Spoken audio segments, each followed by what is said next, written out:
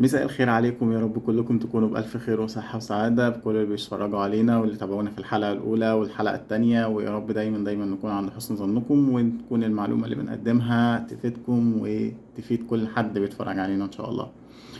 طبعا بعد ما اتكلمنا في الحلقة اللي فاتت عن الدستور والحياة المصرية والدستور المصري والكفاح والنضال المصري وازاي الدستور مشي وكانت الأولوية ورحنا وجينا وايه اللي حصل والحكاية وكل حاجة حصلت، فهنبدأ رحلة جديدة النهاردة. بعد الدستور دايما أو الدستور نفسه هو نقطة تشريعية زي ما بنقول كده، هو أبو القوانين وأبو كل حاجة. طيب التشريع هو تاني حاجة بتيجي بعد الدستور. طب التشريع ده ايه اللي حصل فيه؟ هل برضو مصر ليها قصة وحكاية في التشريع، ولا ده حاجة عابرة وجت جديدة وحاجة داخلة على الشعب المصري ما كانش ليها أي قصة وأي بداية؟ طيب هنعرف بقى في رحلتنا النهاردة عن التشريع، وهنستنى منكم كل آرائكم وأسئلتكم، وأنا مستني أسمع منكم، ونبدأ مع بعض الرحلة النهاردة بالتشريع. طيب بصوا يا جماعة بقى، التشريع ده قصة كبيرة برضه مصرية. أنا بحب القصص كده، بحب لما أدور على حاجة أو أكون حاجة حبيبها أوي يكون ليها قصة وليها مدلول أقدر أوصل له أو أتعلم منه حاجة. طيب القصة بتاعتنا أو البداية بتاعتنا بدأت منين؟ بدأت نقدر نقول من سنة 1881 في أول جلسة للمجلس النيابي المصري. دي كانت في حوالي 23 ديسمبر 1881. طبعا الجلسة دي كانت مهمة عشان بدأ التشريع المصري أو فكرة التشريعات أو اللي احنا نقدر نعمل تشريع أو قانون. بس الحكاية بدأ من قبل كده بكتير أوي. لو هنرجع بالزمن مثلا من أكتر من 5200 أو 5300 سنة، من أول الأسرة الأولى مثلا، أو مينا موحد القطرين زي ما احنا خدناها في الكتب وفي الدراسات زمان. فمينا موحد القطرين هنا لما خد توحيد القطرين مش بس خدوا كنظام أو خدوا كحكم أو خدوا كقرار أو لأ، أول حاجة اداله صفة تشريعية. معنى إيه؟ أول حاجة لو نفتكر كان التاج لونين ووحد التاج وبقى التاج حاجة واحدة، فده تشريع. التاج هنا لما اتوحد بتشريع أو اتوحد بقانون أو اتوحد بقرار، خدوا الملك مينا. طيب بس كده لا، لما خلى منف مثلا عاصمة مصر في الوقت ده، ده برضو كان قرار او تشريع. فهنا القرارات او التشريعات قديمة. فكرة ان انا اخد قرار او اطلع تشريع دي قصة قديمة قوي. طيب هل وقفت عند مينا؟ لا، بعد مينا جت بقى في مصر الحديثة او الدولة الفرعونية الحديثة، في طبعا في عصر الملك الجميل جدا اللي انا بحبه، حور محب. انا بحبه جدا، اسمه حلو جدا، حور محب. ففي العصر بتاعه بدأ نشوف التشريع بشكل أدق شوية، أو قرارات بتاعة الدولة أو نظام الدولة أو سياسة الدولة بشكل أدق شوية. بمعنى اللي كان لكل وظيفة ليها تشريع أو قانون أو مسمى بتشتغل بيه. المهندسين في الوقت دوت، السخرة، الوزراء، خزينة الدولة، الملك. الفرق ما بين الملك والوزراء اللي تحتيه، كل وظيفة كان ليها قانون أو تشريع. وده مسجل عندنا طبعا في الوثائق والبرديات المصرية القديمة، وكمان على المقابر، وكمان في المعابد. فده حاجة حلوة جدا ان انت يكون عندك تاريخ تشريعي. هل برضو وقفت على كده؟ لا. لما جينا طبعا في عصر الاسكندر الاكبر من تقريبا من 3000 لا من 330 سنة قبل الميلاد، فدايما نقدر نقول ايه، بدأ يحط تشريعات. وبعد كده بعد الاسكندر لما مات جه البطالمة، بعد كده الروماني واليوناني. كل عصر من دولت كان ليه تشريعات وليه قوانينه وليه الأسس اللي ماشي عليها. طبعا لحد ما جينا احنا بقى من زي ما قلنا النضال بتاع الدستور المصري، او من 1805 والمصريين بتحاول، وايام عصر محمد علي لما كمان كان في مجلس شورى النواب، وبعد كده المجلس النيابي في 81 1881، وهكذا وهكذا وهكذا وهكذا، لحد ما احنا طبعا حطينا في التشريع الاساسي او القانون الاساسي او الدستور الاساسي بتاعنا اللي هو كان الدستور. بعد كده جت القوانين. طيب القانون ده عبارة عن ايه؟ فكرة القانون او التشريع هي عبارة عن ايه؟ هي عبارة عن مواد او حل المشكلة. احنا الاتنين، انا كاحمد ومحمد ومحمود والناس كلها طرف فيها. يعني انا دلوقتي هنحطها بشكل مبسط جدا، انا دلوقتي عندي طريق، الطريق ده كل ما العربيات بتمشي فيه والناس بتمشي فيه بيحصل فيه حوادث، فقررت ان انا احط فيه اشارة مرور. طيب في ناس بتلتزم وتقف في اشارة المرور وفي ناس ما بتلتزمش. طيب لما جيت لقيت اللي في ناس بتلتزم وناس ما بتلتزمش، طب ما هو اللي ما بيلتزمش مش بيلاقي عقاب او مش بيلاقي حاجة رادعة توقفه، فبيكمل في المخالفة بتاعته. واللي بينفذ القانون او بينفذ إشارة المرور وبيقف فيها ده شخص من طبيعته اللي هو ملتزم. بس هل ينفع القانون او التشريع يبقى بس عشان في واحد ملتزم بينفذه واحد مش ملتزم ما بينفذوش؟ لا. فانا بحط النص القانوني او النص التشريعي دوت عشان الشخص الملتزم والشخص الغير ملتزم يبقى في راضي عليهم. انت هتلتزم تبقى حاجة فلة وردة منورة، انت مش ملتزم هيحصل عليك عقوبات 1 2 3. فالتشريع هنا هو نقدر نقول هو حل لفرض السلطة. ايوه لفرض السلطة. ما هي السلطة هنا مش معنى كلمة، مش معناها إدارة، مش معناها سياسة، لا. السلطة هنا معناها تنفيذ. اللي أنا عندي قرار ورادع الناس عارفاه لو عملت الخطأ فهيتنفذ، هي دي السلطة. عشان كده احنا دايما نسميها السلطة التشريعية. السلطة ايه؟ التشريعية. طيب السلطة التشريعية دي دورها ايه؟ دورها ان هي زي ما بنقول كده بتسن القوانين او بتوافق على القوانين او التشريعات اللي بتصدر، اللي هو مجلس النواب دلوقتي او مجلس الشعب حسب المسمى اللي انت عارفه. طيب السلطة التشريعية دي هل هي سلطة بقوة؟ يعني هي سلطة كده جت وقالت انا السلطة التشريعية؟ لا. اي دولة في الدنيا او اي نظام حكم لازم يبقى فيه حاكم ومحكومين وارض، عشان يبقى في حاجة اسمها اقليم عايشين عليه الناس دي مع الحاكم ويبدأ نحط التشريعات بتاعتنا. لكن ما ينفعش كده في الهوا في الطريق المطلق كده اي حاجة نقول دي تشريعات. طيب التشريعات دي بتتجزأ بتتجزأ في منها جزئين، في جزء عسكري الناس العسكريين او بتوع الجيوش او جوه الجيش، وفي مدنيين اللي هم مش في الجيش اللي هم في العاديين موظفين في قطاع خاص قطاع حكومي، شباب مرأة شيوخ أطفال، واحد قاعد على كافيه واحد قاعد في بيته. تشريعات مدنية عادية خالص أو قانون مدني بيحكم للناس دي، وفي ناس قانون عسكري بيحكمهم أو تشريع عسكري. طب احنا خلينا شوية نقول ايه فكرة التشريع. طبعا احنا زي ما شفنا في البداية اللي هو التشريع كان قديم جدا وبدأ من زمان من أكتر من 5300 سنة. نفس الحكاية مستمرة، بس التشريع شوية شوية بيتغير.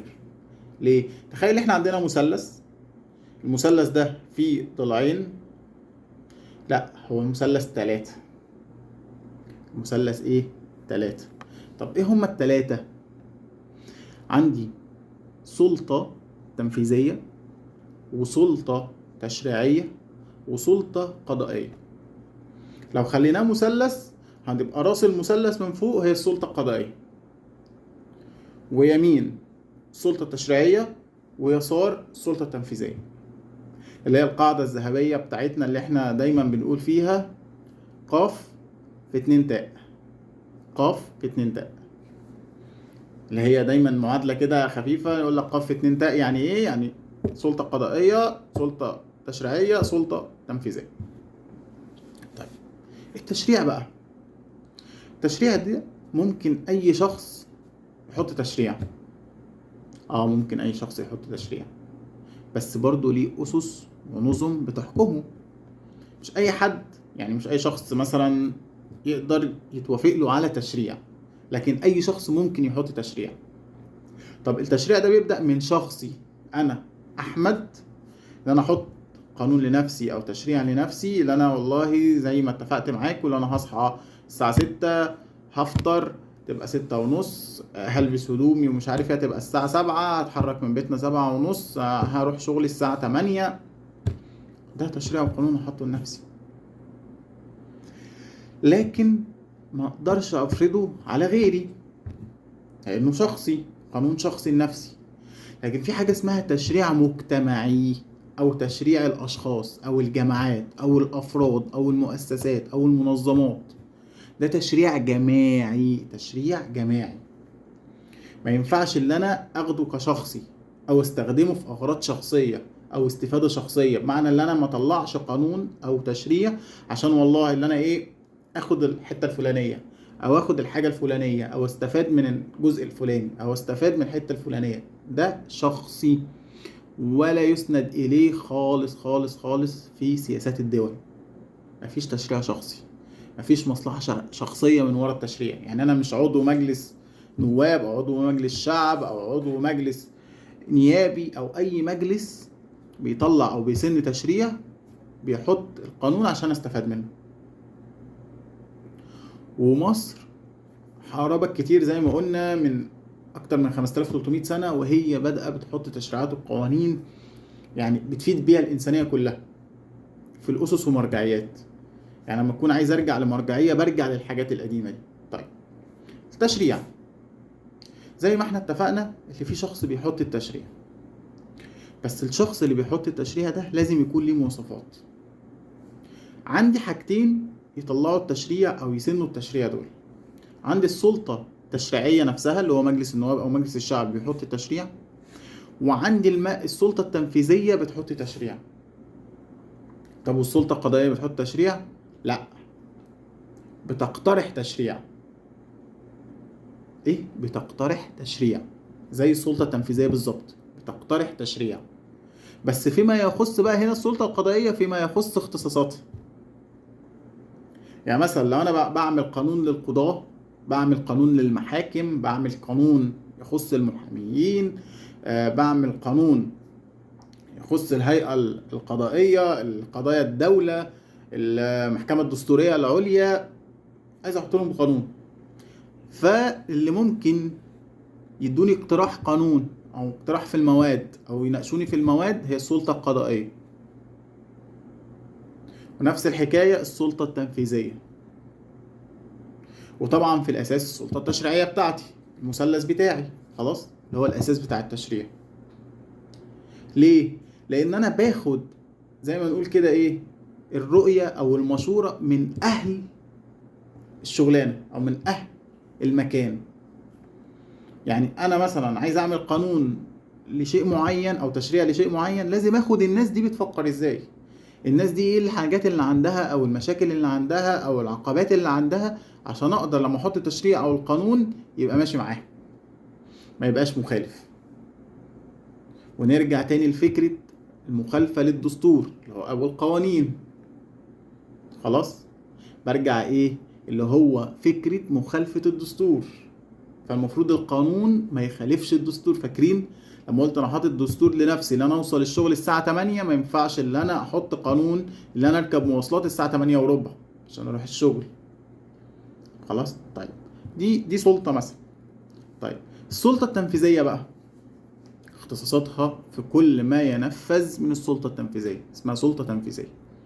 طيب ممكن تحط لي اقتراحات طبعا، رئيس الجمهوريه يحط لي اقتراحات طبعا لان هو رئيس السلطه التنفيذيه للتشريع دوت. طيب يروح لفين؟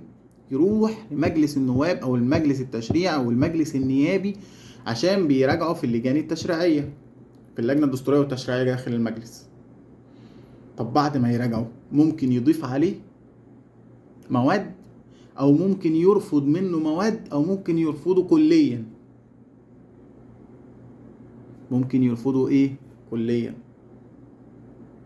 ونفس الحكاية ممكن القانون يطلع من مجلس النواب يروح لرئيس الجمهورية عشان يصدق عليه وينفذه السلطة التنفيذية وما يتصدقش عليه، يتأجل تنفيذه مثلا. بس لازم يصدر من السلطة التشريعية، لازم السلطة التشريعية تقول يا جماعة أنا موافقة.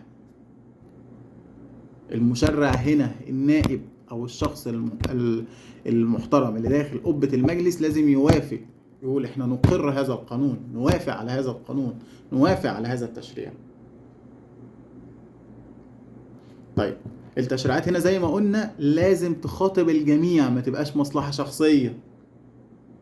زي مثلا احنا بقالنا فترة كبيرة بعد انتخابات الرئاسة في 2014 والدستور والتعديلات الدستورية في 2019 وانتخابات الرئاسة بعد كده وانتخابات مجلس النواب، اللي احنا مستنيين قانون المحليات.